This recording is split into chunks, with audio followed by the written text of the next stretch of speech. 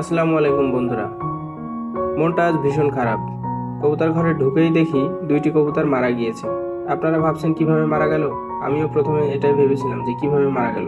কবুতর দুটি মারা যাওয়ার কারণ খুঁজতে গিয়ে কবুতর ঘর খোঁজাখুঁজি করি। প্রথমে ভাবছি ইঁদুর বা সুসাতে হয়তো কামড় দিতে পারে, কিন্তু খোঁজাখুঁজির পরে দেখি কবুতর ঘরের ভিতরে একটি সাপ। সাপটি আপনারাই দেখুন এখনো কিভাবে ফনা তুলছে। তো সাপটি এখনো মারেনি, জীবিত আছে। এই সাপটি আমার আসলে যে ক্ষতি করলো, আমার কবুতর ঘরের কবুতরগুলা কামড়ে মেরে ফেলছে।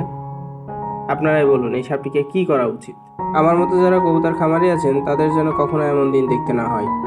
তাই আপনাদের খামারে যাতে সাপ প্রবেশ না করতে পারে তার জন্য যথাযথ ব্যবস্থা গ্রহণ করুন। কোনো ছিদ্র বা সাপ আসতে পারে এমন কোনো জায়গা রাখবেন না, সব বন্ধ করে দিন।